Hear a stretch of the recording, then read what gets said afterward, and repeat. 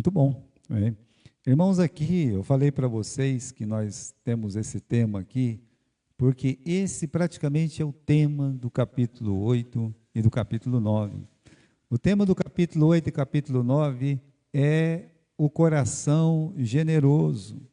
Mas o que Deus trata aqui é que tem realmente bênçãos para aqueles corações generosos. Então o assunto é ofertar mesmo. Capítulo 8 e capítulo 9, o assunto é ofertar. Só para vocês terem uma base, aqui no capítulo 8, versículo 1, diz assim: Irmãos, vos fazemos conhecer a graça de Deus dada às igrejas da Macedônia, como em muita prova de tribulação, houve abundância de alegria, e na sua profunda pobreza abundou em riquezas da sua generosidade. Porque segundo o que podiam, e eu mesmo testifico, e acima do que podiam, eles deram voluntariamente. Então você vê que ele já abre esse assunto, e o assunto nesse capítulo aqui, no capítulo 9, porque ele continua, é realmente ofertar. Mas é um assunto, irmãos, que ele é maculado pelas igrejas oportunistas, tá? Infelizmente tem isso. Não é só na igreja, em todos os grupos, assim, não precisa ser uma igreja. Você vai num clube de futebol, tem pessoas que se aproveitam, né? Você vai em outros corpos aí, outras instituições, seja, meus irmãos, qualquer uma delas, você vai ter aquelas instituições que elas vão deturpando o próprio nome, e isso acontece na igreja cristã, né? Uma vez o apóstolo Paulo escreveu: eu não procuro o que é vosso, eu procuro a vós.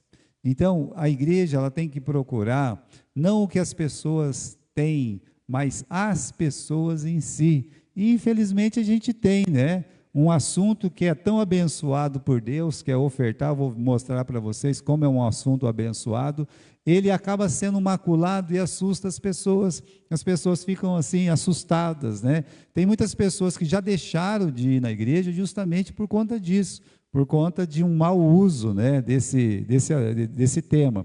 E é um dos assuntos mais elevados para Deus. Por que eu digo isso? Porque, meus irmãos, por mais de uma vez, por diversas vezes, ele usa a palavra graça como sinônimo de ofertar. Agora, para Deus usar essa palavra dentro do Novo Testamento, essa é uma das palavras mais maravilhosas que existe dentro da Bíblia, a graça, a graça. E ele coloca a graça aqui como uma palavra sinônimo de generosidade, de ofertar. Aí eu fico pensando a forma que Deus, ele elevou esse assunto, que é a nossa generosidade para com ele próprio, né? Então, que ele usa essa palavra graça, está expressa aqui no versículo 1, quando ele fala: vos fazemos conhecer a graça de Deus, né, manifestada às igrejas da Macedônia. Então, você vai vendo aqui que ele introduz esse assunto como uma forma de graça, né? Versículo 4, pedindo-nos com muitos rogos que aceitássemos a graça e a comunicação desse serviço. Então, ele não é só nesses dois versículos. Então, para ele colocar esse título de graça, ou seja, para mim, ofertar é o mesmo que graça, né? Contribuir é o mesmo que graça. Então, quem que elevou essa palavra dessa forma? O Espírito Santo, Deus. E quando nós ofertamos, Deus, ele derrama bênçãos em troca. É o que ensina esse texto de Lucas, capítulo 6, versículo 38, é dito por Jesus, né? Quando ele fala assim, ó: deem e lhes será dado. Boa medida, recalcada, sacudida, transbordante, ferir-se-á com seu colo, pois com a medida com que vocês medirem, também vocês vão ser medidos. E esse texto que Jesus ele fala, da gente dar, e será dado, veja só, é o que você vai receber. Na verdade, quando você oferta, há uma promessa de Deus, que você vai receber boa medida, recalcada, sacudida, transbordante, né? Às vezes a gente vai encher, quando eu faço lá, estou varrendo a calçada, e eu vou colocar folha dentro da sacola, ou do saco plástico. E para caber mais, o que, que a gente faz? A gente fica lá pisando, né? Pisando, só depois a gente mexe assim, depois a gente pisa de novo, né? Faz todas essas coisas e sempre dá. Você já notou, né? A gente usa só uma sacola naquela sujeira toda, a gente faz assim, ufa. O que Deus está falando é que quando nós ofertamos, é Ele que vai fazer isso conosco. Quer dizer, eu posso até não fazer isso com Deus, e na hora de ofertar, fazer caber mais para Deus, mas Deus, na hora que Ele retribui, Ele sacode, Ele maceta, Ele quer que a gente receba mais. Aí tem, meus irmãos, 2 textos aqui. O primeiro pode voltar aqui, né, nesses 2 textos. O primeiro é de 2 Coríntios capítulo 9, versículo 6. Vira uma página aí para vocês verem. Dá uma olhada aqui em 2 Coríntios capítulo 9 e versículo 6. E digo isto: o que semeia pouco, pouco também vai colher, mas o que semeia em abundância vai o quê? Vai colher em abundância. Então, a abundância para com Deus, Deus tem uma promessa de abundância para com Ele também.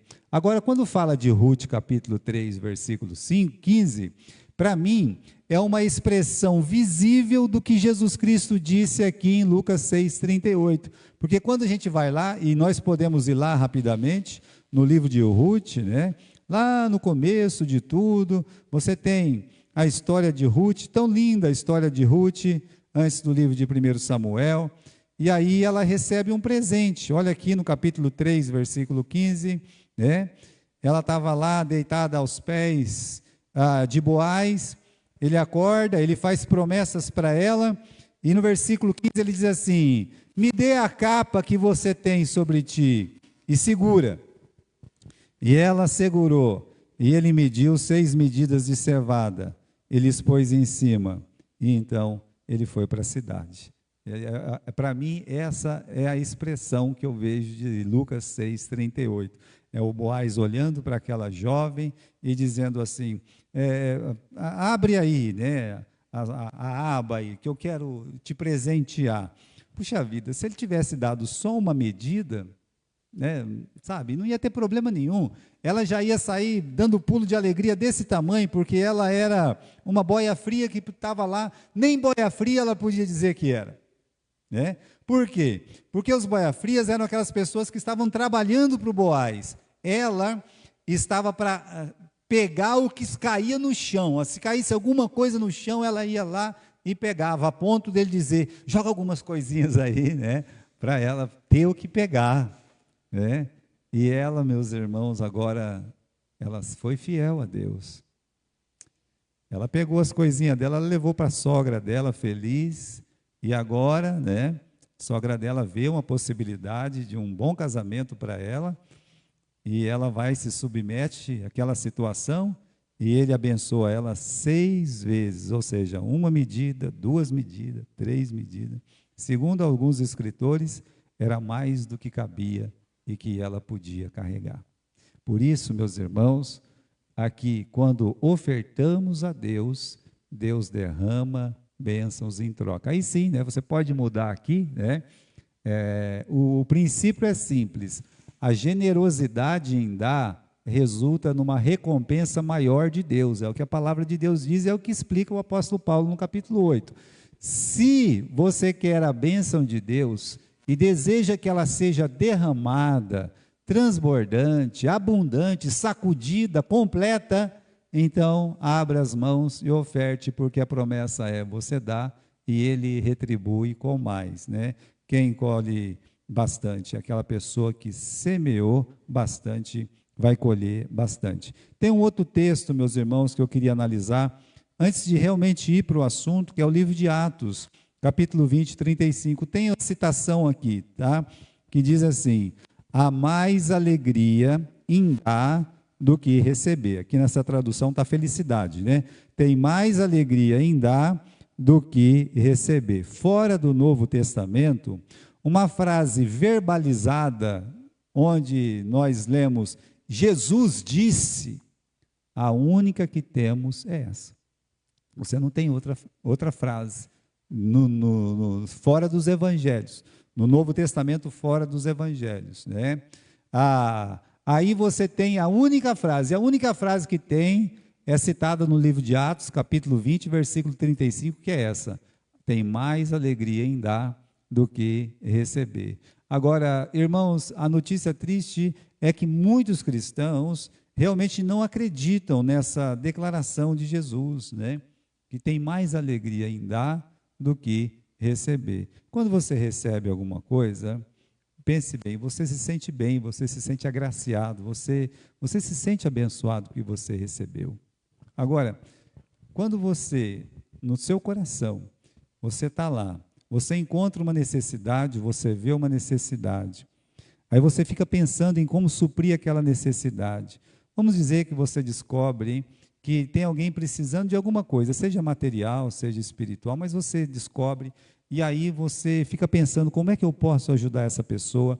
Aí você generosamente vai lá, abre as suas mãos e ajuda. O que a palavra de Deus está querendo dizer é o seguinte: que essa alegria que você sente quando você ajuda, quando você é generoso, quando você contribui, é muito, mas muito maior, porque é gratificante, do que quando você recebe. Por isso ele está dizendo, uma coisa mais maravilhosa do que receber é dar, é realmente fazer isso aí.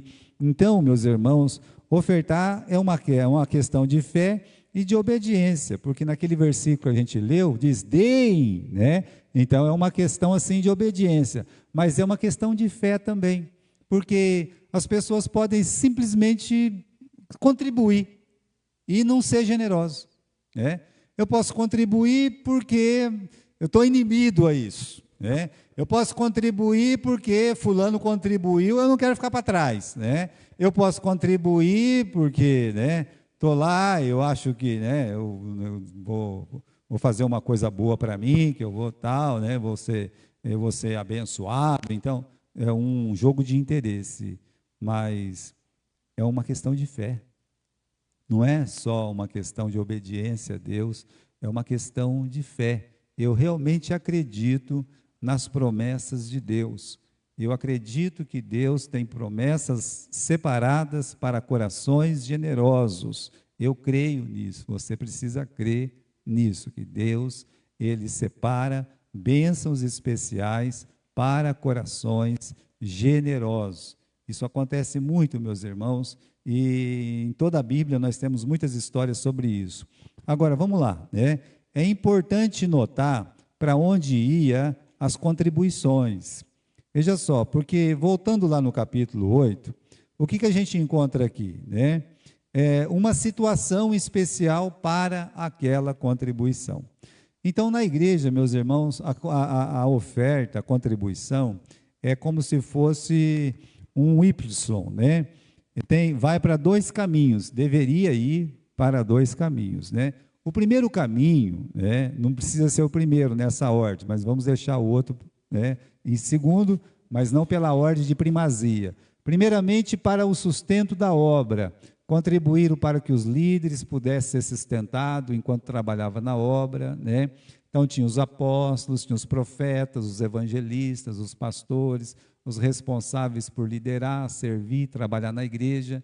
Aí o Paulo deixa isso claro. Quando? Nós já lemos sobre isso no capítulo, lá no primeiro livro, no capítulo 9, versículo 6, né? No versículo 15. Quando você lê esse texto, eu gostaria de voltar lá em 1 Coríntios capítulo 9, no versículo 6. Vamos lá comigo, né? Você vê que esse é o assunto ali, nós discutimos isso quando estudamos 1 Coríntios capítulo 9, né? Mas eu vou relembrar aqui, tá?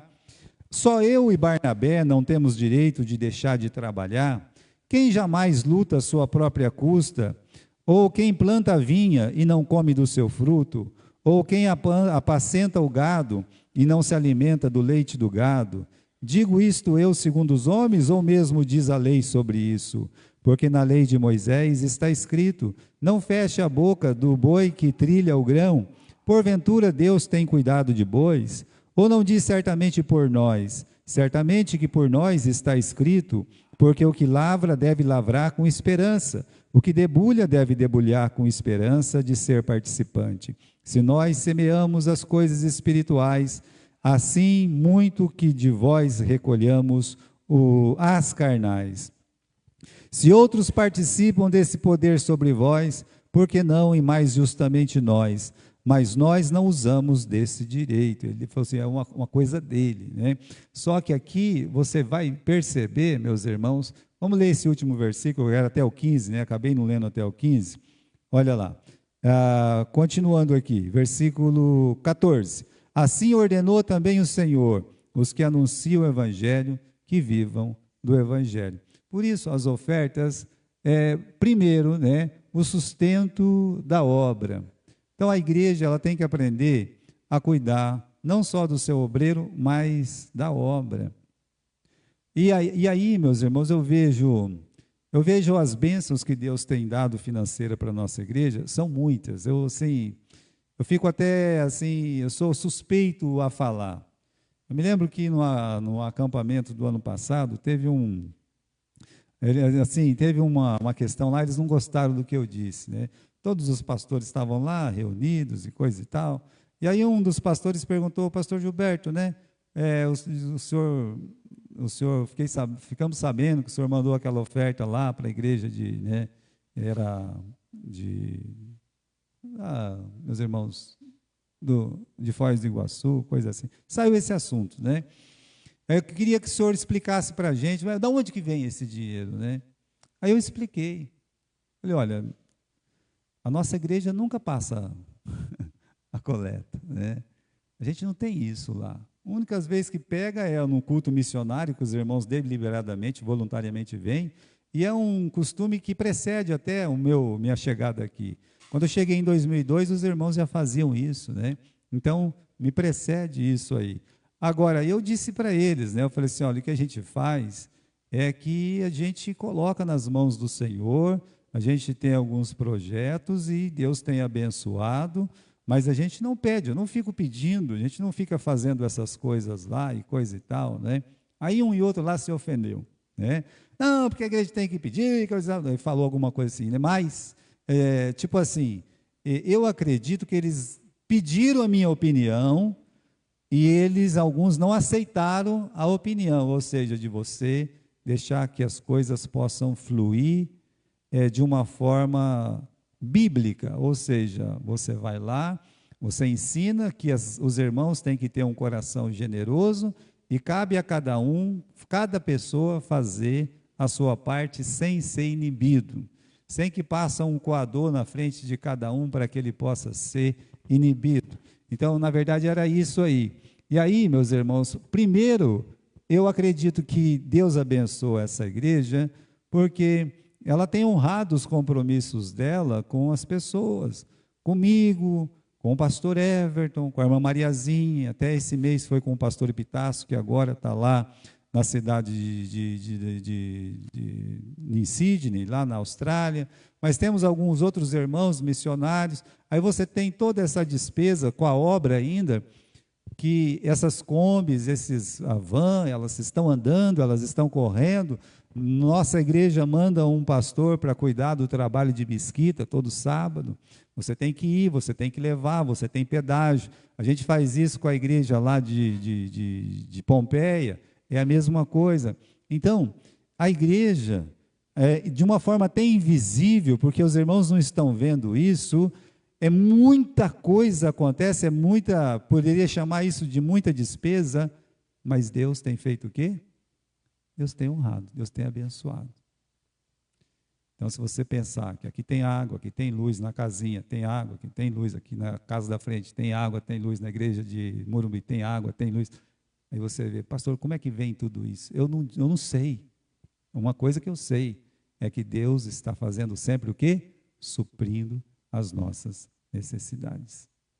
Então, por isso que eu agradeço a Deus. Eu acho que o dia que a gente parar de ver esse lado, olha, vamos sustentar os nossos obreiros e tal, e Deus vai parar, a fonte seca, né?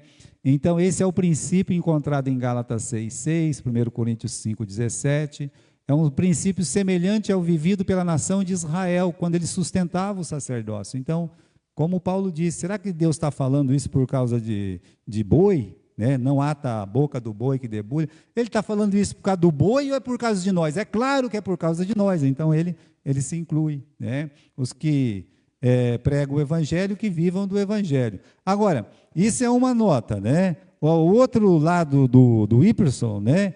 É o que? Dessa bifurcação é suprir a necessidade das pessoas, o apoio aos necessitados, que é um aspecto muito importante da vida da igreja primitiva, tá?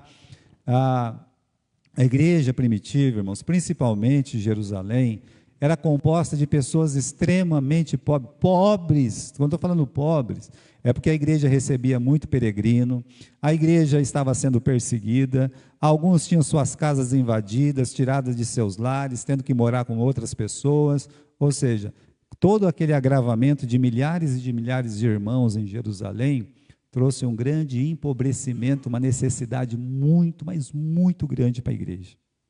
E aí, você está vendo eu estava vendo, né, a forma maravilhosa que Deus ele age, ajudando pessoas necessitadas. Por exemplo, teve aquele caso lá, não teve, lá da cidade ser completamente destruída, não teve? Aquilo, meus irmãos, aquilo para quem mora lá e teve a casa destruída, aquilo é de grande dor. Tem muitos cristãos ali, tem muitas pessoas. E uma coisa bonita, né, é que quando teve lá no sul aquela enchente, os batistas lá resolveram fazer alguma coisa, né? E eles tiveram uma ideia. Eu achei assim genial a ideia deles. Eles fizeram um container lá, um caminhão, que é uma lavanderia móvel, sabe? Por quê? Porque no meio daquela sujeira, no meio daquela lama, o que as pessoas precisavam? Lavar as suas roupas. Aonde? Não tinha lugar. Então o caminhão parava lá e falava assim, gente, olha, aqui é de graça, mesmo nós vamos fazer, só não dá para passar, mas lavar e secar é aqui mesmo. E aí começou esse processo, né? Olha só, eu estava vendo o presidente da Convenção Batista falar, o caminhão já está lá, já está na cidade de Rio Bonito, né? Falei assim, olha, já estamos usando o caminhão lá para Rio Bonito também.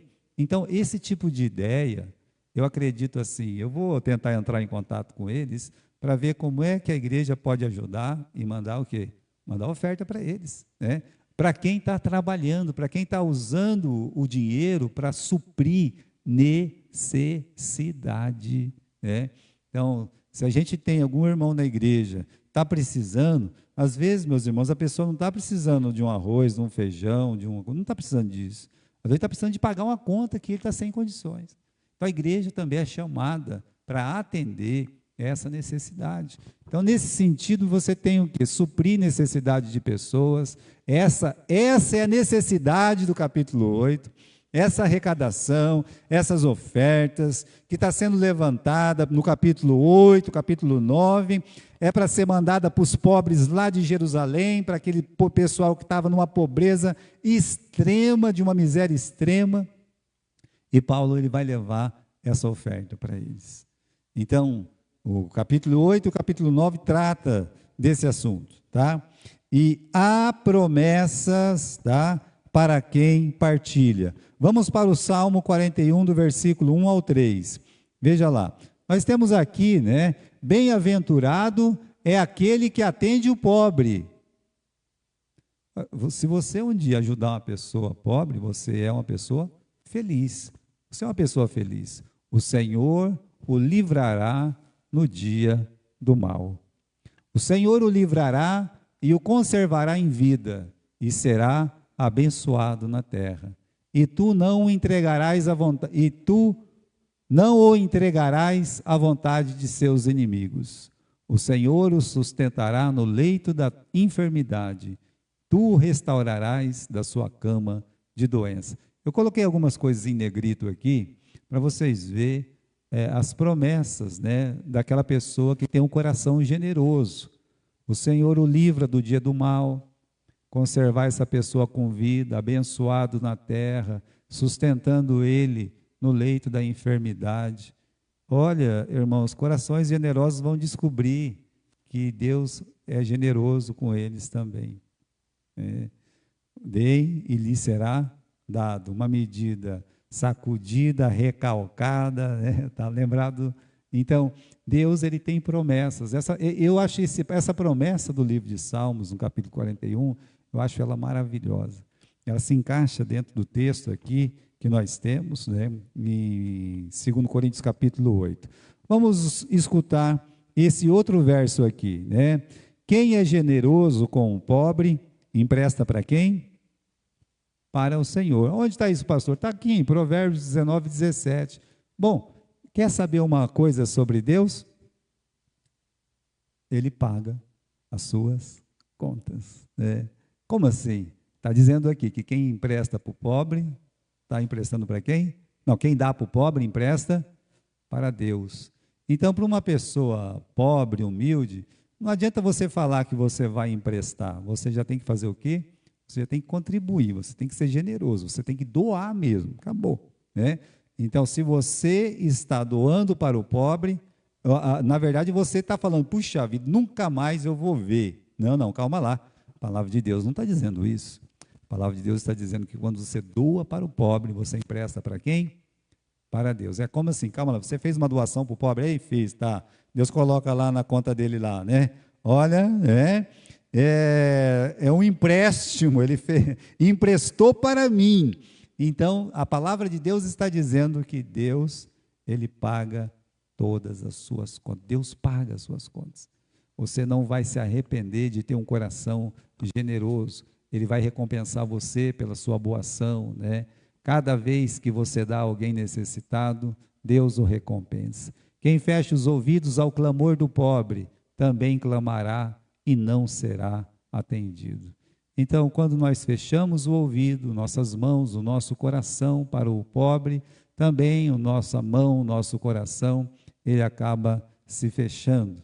Agora, irmãos, é verdade, né? Porque existem pessoas que a Bíblia fala assim, e algumas pessoas, eles não querem ser ajudados, porque a pessoa quer ser ajudada, ela quer mudar, ela quer transformar, ela precisa, existe aquela luta, aquela batalha, e você vê nas histórias das pessoas, sabe, às vezes de muita necessidade, e de repente quando você pensa que não, essa pessoa se estabiliza e ainda abençoa muitas pessoas, ao contrário daqueles que não quer nada com nada, sabe?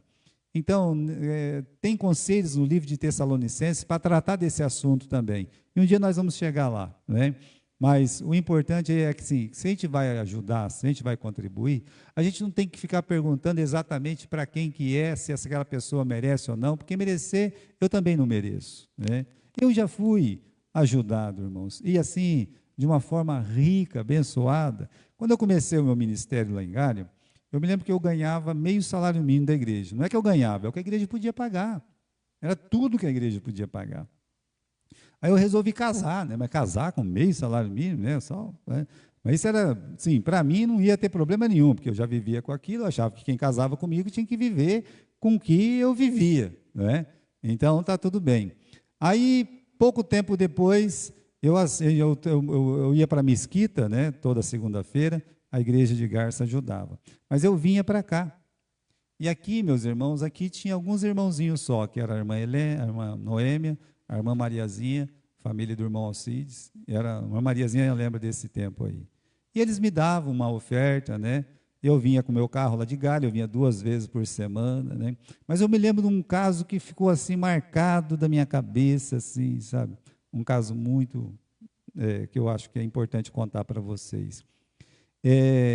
Eu já conhecia, né, o pastor Domingos antes de vir para cá, assim, eu acabei fazendo uma amizade com ele boa, sabe, uma amizade excelente. E os pastores batistas se reuniam toda quarta-feira. E naquele tempo eu mudei o culto de quarta lá para quinta para poder vir para cá na quarta-feira. Aí de manhã eu vinha, assistia lá a reunião com os pastores, né? E depois eu vinha e ficava na casa da Mariazinha.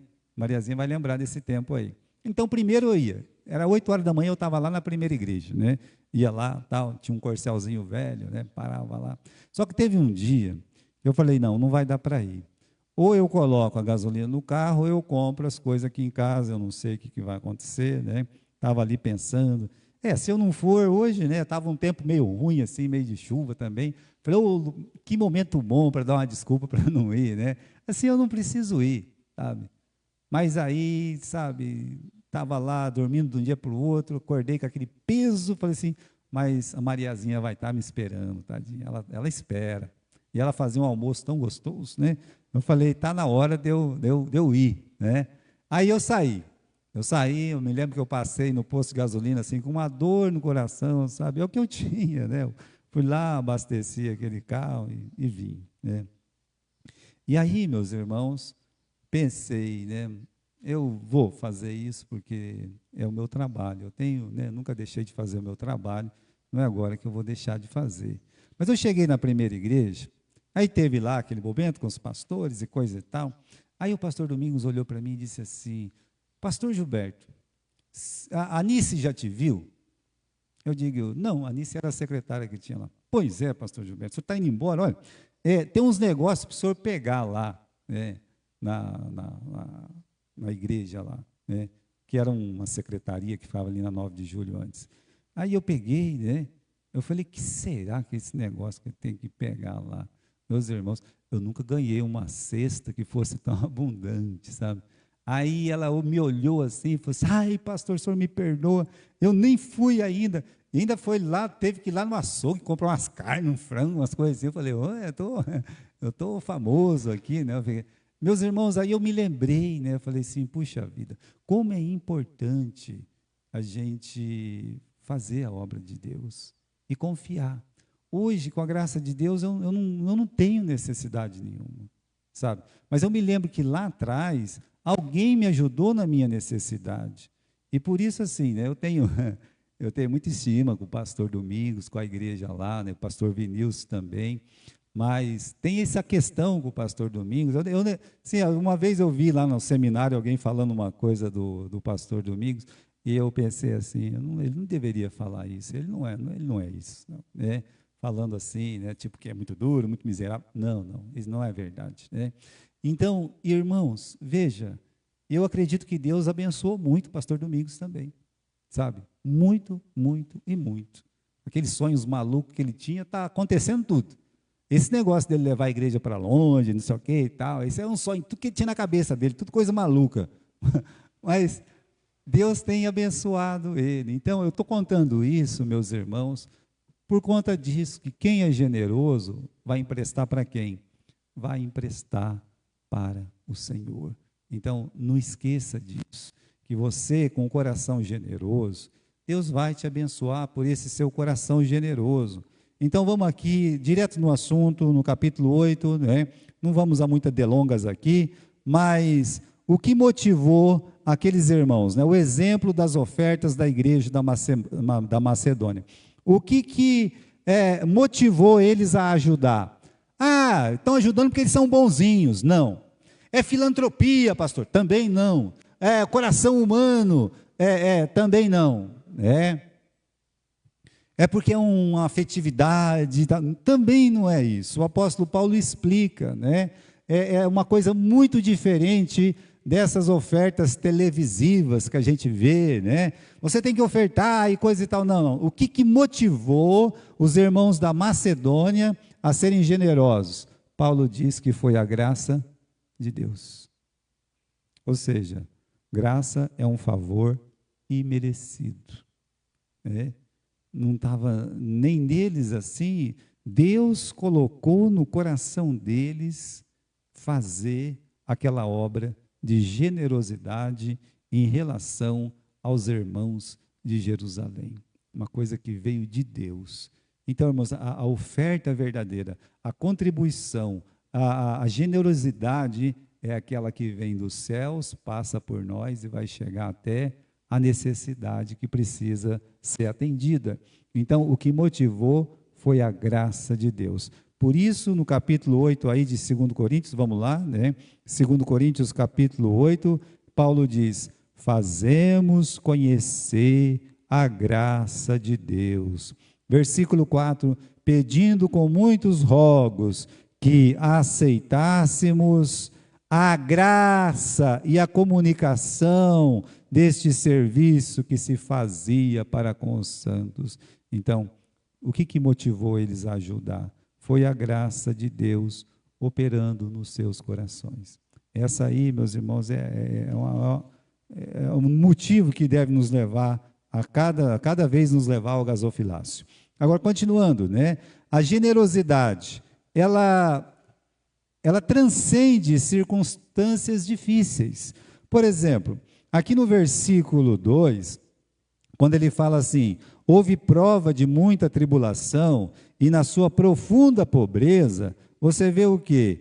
Você vê, meus irmãos, que tinha circunstâncias ali que eram boas desculpas para, eu não vou contribuir, eu não vou ajudar, eu não vou ofertar. Por quê? Nós estamos passando por momentos difíceis, por tribulação, Aí o apóstolo Paulo diz o seguinte: os irmãos da Macedônia estavam em perseguição e ainda estavam como diz aqui no final do versículo 2, em profunda pobreza, eles conseguiram assim ofertar. Resumindo, né? O coração generoso não é impedido pela pobreza, e isso é incrível. Isso é de Deus. Jesus, um dia ele estava na sinagoga, ele sentou na sinagoga e ele ficou olhando o gasofilácio.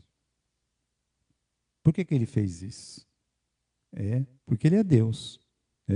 Aí ele viu aquele pessoal tocando trombeta, se mostrando, tal, no gasofilácio. Como é que alguém vai contribuir na Igreja Batista da Fé se tem uma Bíblia em cima do gasofilácio, né? Aí o que ele viu, né?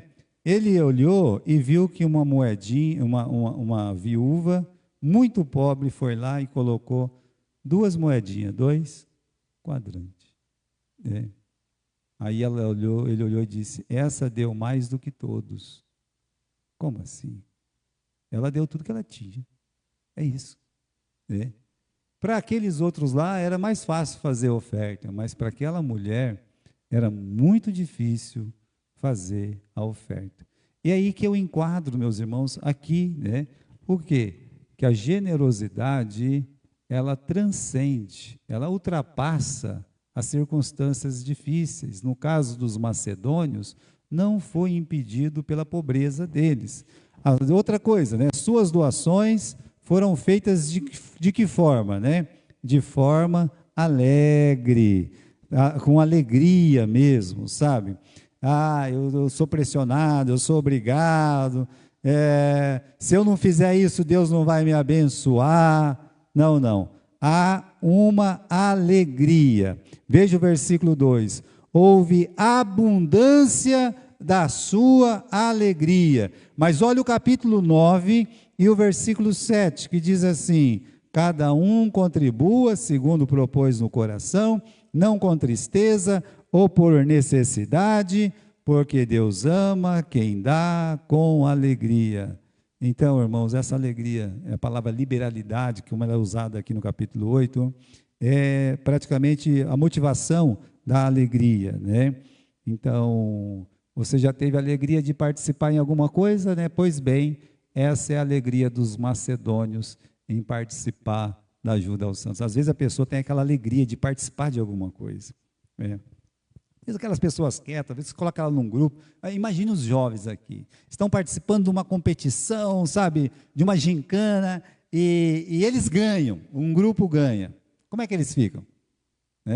Eles não, assim, eles têm aquela inocência ainda do quê? De expressar a alegria em sorrisos, em abraços, em pulo. Eu estou mentindo? Não é assim que eles fazem? O que Deus está querendo falar para nós é que os macedônios estavam dando aquele pulo de alegria por poder ofertar. Então, ter um coração alegre. Uma outra coisa, a contribuição deles foi proporcional. Como assim? Cada um deu de acordo com sua possibilidade, né? Aqui, meus irmãos, dá uma olhadinha no versículo 12 aqui, né? Porque não ousamos classificar. Eu estou deixa eu achar aqui. Acho que eu pulei um, né? Minha Bíblia é pequenininha, às vezes ela. Versículo 12 aqui. Porque se há prontidão de vontade, será aceita segundo o que qualquer tem, e não segundo o que não tem. Se a pessoa tem vontade de ofertar, só vai ser aceito se ele tem. Se ele não tem, olha, eu não tenho nada, não tem problema nenhum. Né? Por quê? Porque Deus já está falando aqui. Né? Ele está olhando para nós e dizer, será aceito, versículo 12, segundo o que qualquer tem. Então, quando a gente fala aqui de contribuição, a contribuição deles também foi proporcional, tá? Deus não pede nada que não tenha dado antes, né? Então, isso é muito importante. Esse versículo 12 é a prova de que Deus não pede nada que não tenha lhe dado antes. Eu não posso ajudar com uma contribuição financeira. Não tem problema, você não pode, não tem problema. Né? Mas as pessoas que não podem, elas vão orar, elas estão clamando. Quantas vezes, meus irmãos, muitas coisas boas acontecem na vida de outra pessoa, pela intercessão, pela oração, pelo clamor, Senhor, abençoa, olha lá. Né? Então, você imagine assim, foi de uma forma alegre, mas foi de uma forma proporcional. E acima de tudo, meus irmãos, aqui esse versículo 4, vamos voltar lá no capítulo 8 e no versículo 4, que os irmãos da Macedônia pediram com muitos rogos que aceitássemos a graça e a comunicação deste serviço que se fazia aos santos, e não somente fizeram como nós esperávamos, mas a si mesmos se deram primeiramente a Deus e depois, primeiramente se deram ao Senhor e depois a nós pela vontade de Deus. Então, esses versículos 4 e o versículo 5 mostra o seguinte, né, que eles pediram. Aqui, o apóstolo Paulo, ele comunicou uma necessidade. Olha, nós temos uma necessidade. Qual necessidade? Nossos irmãos estão passando muita fome, eles estão vivendo de uma forma muito miserável. Então ele apontou uma necessidade. E aí, bom, diante dessa necessidade, as igrejas da Macedônia, a igreja de Tessalônica, a igreja de Filipos, chegaram no apóstolo Paulo e disseram assim: Paulo, nos permite ajudar. Nós estamos aqui voluntariamente nos dispondo para ajudar. É isso que ele está dizendo.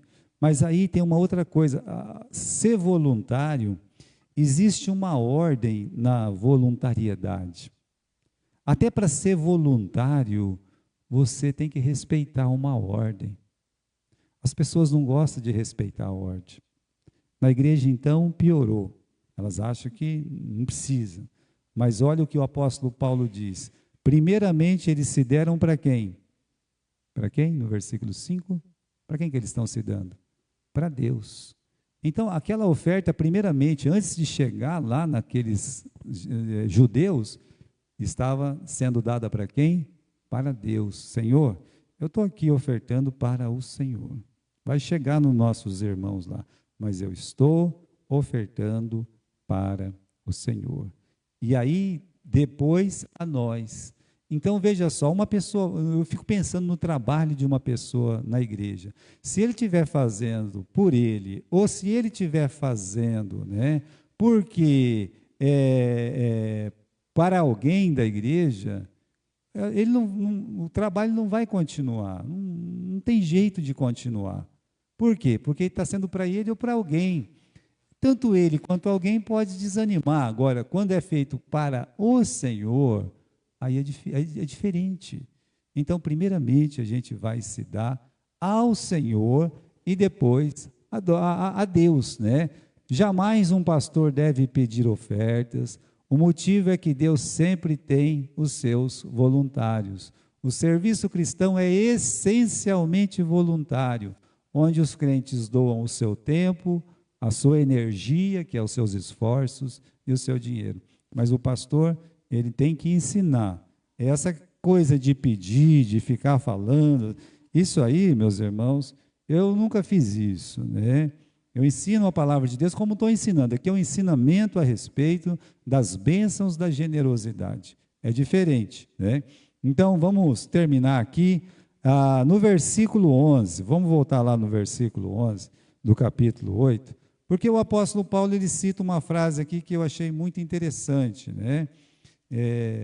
Ainda que nós estamos pulando muita coisa, mas olha, agora, porém, completai também o que já tem começado. Porque, assim como houve a prontidão de vontade, haja também o cumprimento segundo o que tendes. Prontidão de vontade versus cumprimento. O pastor João disse que quando ele era jovem pastor, ele era da Convenção Batista Brasileira, lá dos Estados Unidos. E aí eles tinham um alvo de oferta. Pô, quanto que essa igreja aqui vai contribuir? Aí o que ia fazer? Cada irmão ele ia lá e fazia um alvo, né? E eles falavam, eu pretendo dar tanto, para quê? Para mandar para a convenção geral lá, e eles terem uma ideia de quanto eles podiam arrecadar para fazer o planejamento anual para o outro ano. Uma coisa muito interessante. Então, as famílias da igreja se reuniam lá e cada um marcava uma coisa lá e tinha um irmão que ele sempre falava lá que ele era o grande, né? Então ele colocava sempre um valor bem alto para ele, bem alto para ele. E o pastor, então, ele, um jovem pastor na igreja, analisando aquela situação, é que aquilo que era prometido era muito baixo daquilo que era arrecadado. Sempre havia, assim, uma falta, né? Uma falta. E ele foi conversar com o tesoureiro, ele falou assim, tesoureiro, geralmente em quase todas as igrejas eles fazem um alvo, né? E supera o alvo. Sempre é assim, o nosso aqui está, né? Em vez de superar o alvo, o nosso aqui está abaixando, né? Aí ele disse, não, pastor, não é assim, aqui nessa igreja é assim mesmo. Eu sou tesoureiro aqui há muitos anos, eu sei. Por quê? Porque aquele irmão que vai lá e fica falando lá e coloca aquele valor absurdo, ele nunca oferta nada. Ele só fala. Então está todo mundo acostumado com ele aqui, tá? Ele vai lá, fala lá e coisa e tal, mas ele ele o problema é ele, né? Então, meus irmãos, aqui, olha, prontidão de vontade versus cumprimento. Uma coisa é ter vontade, a outra é realizar, né? Os coríntios tinham prontidão de vontade. Eles faziam um voto, Paulo, nós vamos ajudar. Posso mandar aí o Tito e mais 2 irmãos aí para ajudar nessa arrecadação e levar a oferta? Não tinha banco naquele tempo, não tinha nada disso. Tinha que pegar pessoalmente a oferta e levar, pegar 4, 5 navios até chegar lá em Jerusalém. Então, eu posso mandar os irmãos aí? Pode. E aí é isso que ele está falando, prontidão de vontade mais o cumprimento. Faltava aos coríntios cumprir o voto feito, porque os coríntios também fizeram voto. Aqui foram os primeiros a fazer voto, né? Até nós temos isso aqui no capítulo 8, que eles estavam ali, meus irmãos, no versículo 10. Dá uma olhadinha aí no versículo 10, né? Nisto dou o meu parecer, por isto convém a vós que desde o ano passado começaste, né? Não só a praticar, como também a querer, ou seja, vocês foram os primeiros a falar que queriam contribuir. E é por isso que ele fala no versículo 11, agora, porém, completai o que já tem começado, ou seja, para que assim como tem prontidão de vontade, haja também o cumprimento. As igrejas da Macedônia falaram, nós vamos ajudar, e ajudaram. Agora a igreja de Corinto diz que ia ajudar e não tinha se manifestado. É isso, então, olha, tem uma diferença de prontidão de vontade e cumprimento, né? A sinceridade do amor se concretiza quando os projetos saem da cabeça, do papel e são postas em prática com as mãos. Lembrando o tema do nosso ano que vem, a fé sem obras, ela é morta, né?